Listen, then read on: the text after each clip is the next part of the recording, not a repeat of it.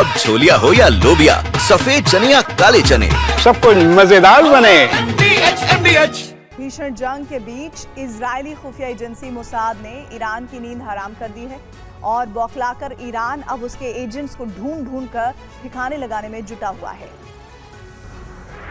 जंग के दौरान ईरान की खुफिया एजेंसियों को मोसाद को लेकर जो जानकारी हाथ लगी है, उसके मुताबिक पहले दौर में ईरान में किए गए सभी टारगेटेड अटैक को मोसाद की बदौलत ही अंजाम दिया गया।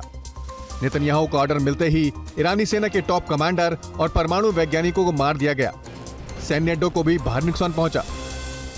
पर्दाफाश हुआ है कि मोसाद ने ऑपरेशन को अंजाम देने के लिए 3 चरणों में हमले की रणनीति बनाई थी। सबसे पहले एजेंट की मदद से ड्रोन फैक्ट्री बनाई गई। ईरान के बीचों बीच गुप्त तरीके से ड्रोन बेस बनाया गया और फिर ड्रोन के पुर्जे तस्करी के जरिए मंगाए गए। ईरान के परमाणु ठिकानों पर हमले का प्लान भी मोसाद ने ही तैयार किया था। ईरान में तबाही के पीछे मोसाद का बड़ा सीक्रेट मिशन है। ईरान को इसके सबूत हमले के बाद मिले, जिसके बाद ईरान ने बड़े स्तर पर देश भर में रेड डाली है। फशा-फोया में मोसाद के 2 एजेंटों की पहचान कर ईरान ने उन्हें गिरफ्तार किया। उनके पास से बम बनाने का सामान, 200 किलोग्राम विस्फोटक, 23 ड्रोन लॉन्चर और कई इलेक्ट्रॉनिक उपकरण भी मिले। ईरान में अभी भी मोसाद के नेटवर्क को तोड़ने की कवायद जारी है। इसी कड़ी में ईरान ने कड़ा संदेश देने के लिए उसके एक जासूस को फांसी भी दी है। इजरायली हमलों का ईरान मुंहतोड़ जवाब दे रहा है। ईरान लगातार तेल अवीव समेत इजरायल के कई शहरों को निशाना बना रहा है। हमलों के बाद इजरायल से भी गाजा जैसी तस्वीरें सामने आई। इजरायल के खिलाफ ईरान का बारूदी मिशन लगातार जारी है। इजरायल में कई जगहों पर हुई बमबारी में बच्चों समेत कई लोगों की मौत हो गई, जबकि सैकड़ों लोग घायल हो गए हैं। ईरान की मिसाइल हमलों में कुछ मिसाइलें आयरन डोम को चकमा देने में सफल रही और तेल अवीव में कई इमारतों को तबाह किया। हमले के बाद इजरायल से आ रही तस्वीरों में गाजा की तरह मंजर नजर आ रहा है। ईरानी मिसाइलों से तेल अवीव, बैट याम और उत्तरी शहर तमरा पर हमला किया गया, जिससे भारी तबाही हुई है। इजरायल पर गिरे ईरानी बारूद के बाद इजरायल ने अपने मंसूबे पूरी तरह से साफ कर दिए हैं। अब ये युद्ध ईरान से खेमनई प्रशासन की विदाई के बाद रुकेगा, लेकिन इससे पहले न्यूक्लियर साइट्स नष्ट की जाएंगी और ईरान को बैलिस्टिक मिसाइल की ताकत से महरूम कर दिया जाएगा।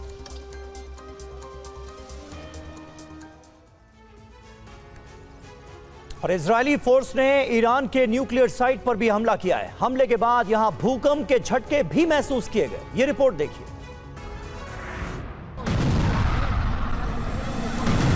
बारूदी बारिश के बीच ईरान की धरती हिल गई। इजरायली मीडिया ने दावा किया है कि फोर्डो न्यूक्लियर प्लांट पर हमले के बाद 2.5 तीव्रता के भूकंप के झटके महसूस किए गए। इजरायल के हमलों से ईरान के परमाणु ठिकाने खतरे में हैं।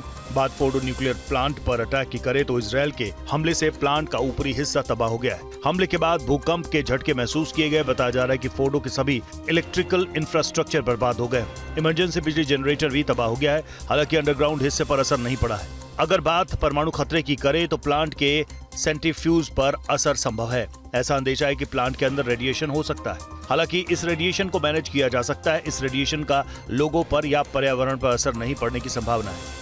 हाल ही में जारी की गई सैटेलाइट तस्वीरों में नतांज इस्फहान में भी तबाही के बड़े सबूत मिले हैं। नतांज न्यूक्लियर प्लांट में पायलट ईंधन संवर्धन संयंत्र और एक विद्युत सब स्टेशन को नुकसान होने की बात कही जा रही है।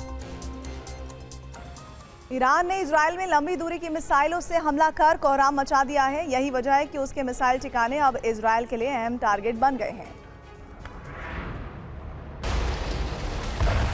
इजरायल की तकनीक उसकी स्टेल्थ विमान, सटीक मिसाइलें और रक्षा प्रणालियों में, जबकि ईरान की ताकत उसकी हाइपरसोनिक मिसाइलों में। अभी तक इजरायल की डिफेंस सिस्टम के लिए ये चुनौती बनी हुई। खबर है कि ईरान के मिसाइल ठिकाने अब आईडीएफ के अहम टारगेट्स हैं। इंटेलिजेंस रिपोर्ट से हासिल जानकारी के आधार पर अलग अलग ईरानी मिसाइल ठिकानों पर एक साथ हमले की योजना है। शीर्ष कमांडर्स के साथ बैठक के बाद नेतन्याहू ने मिसाइल डिपो पर नए हमले के आदेश भी दे दिए हैं। ईरानी मिसाइलों से इजरायल में हुए भारी नुकसान के बाद यह आशंका जताई जा रही है कि कुछ घंटों के भीतर बड़े हमले अंजाम दिए जा सकते हैं। इजरायल के पास दुनिया की सबसे उन्नत सैन्य तकनीक है, जिसमें अमेरिका से मिले हथियार और खुद विकसित रक्षा प्रणालियां भी शामिल हैं। लेकिन फिर भी ईरान की हाइपरसोनिक अटैक के आगे उसका डिफेंस नहीं टिक रहा। रिपोर्ट के मुताबिक सुपरसोनिक मिसाइलों से हमले में इजरायल में 20 से ज्यादा लोगों की मौत की खबर है। और क्या ईरान और इजरायल में छिड़ी जंग तीसरे विश्व युद्ध का ट्रेलर है? पश्चिमी एशिया में उठे बारूदी बवंडर से वर्ल्ड वॉर की शुरुआत हो सकती है। ये सवाल इसलिए उठ रहे हैं क्योंकि ईरान और इजराइल दोनों के समर्थक देश इस जंग की आग में घी डालने वाले बयान दे रहे हैं।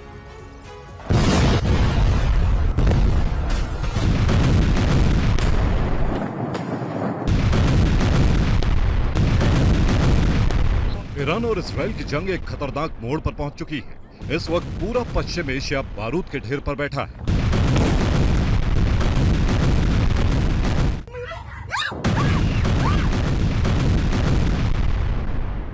और ऐसे में रूस की आर्मी के टॉप जनरल अलाउद्दीनोव का एक बयान इस बारूद में चिंगारी का काम कर सकता है।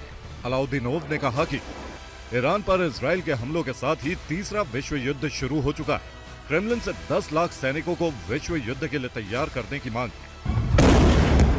अब सवाल ये कि अगर इस युद्ध में रूस की एंट्री हुई तो फिर अमेरिका का क्या रिएक्शन होगा? तो इसका जवाब बहुत सरल है। अमेरिका इस युद्ध में पहले से इन्वॉल्व है। इसराइल को वो पहले से ही 300 हेलफायर मिसाइलें दे चुका है और तेल अवीव में एक्टिव अमेरिका का 3rd air defence system Iran की कई मिसाइलों को हवा में नष्ट कर चुका है। उधर चीन भी ईरान के समर्थन में नजर आ रहा है। संयुक्त राष्ट्र में वो ईरान पर हमले का कड़ा विरोध कर चुका है। तो कुल मिलाकर ईरान इजराइल संकट की वजह से दुनिया 2 हिस्सों में बंट चुकी है। ईरान के साथ रूस और चीन जैसे शक्तिशाली देश खड़े नजर आ रहे हैं। वहीं उत्तर कोरिया भी ईरान का साथ दे सकता है। इसके अलावा ईरान के पास पहले से उसके प्रॉक्सी संगठनों हमास, हिजबुल्लाह और हूती की ताकत है। तो अमेरिका, ब्रिटेन, फ्रांस और यूरोप के कई देश इजराइल के साथ हैं। पश्चिमी एशिया में अमेरिका के 40,000 सैनिक तैनात हैं। अगर जंग का दायरा बढ़ा तो अमेरिका डायरेक्ट इस जंग में शामिल हो सकता है। नाटो को भी इन्वॉल्व कर सकता है। तो कुल मिलाकर जिस तरह के हालात बन रहे हैं वो कहीं ना कहीं वर्ल्ड वॉर की तरफ इशारा करते नजर आ रहे हैं। Bureau report, TV9 Bharat.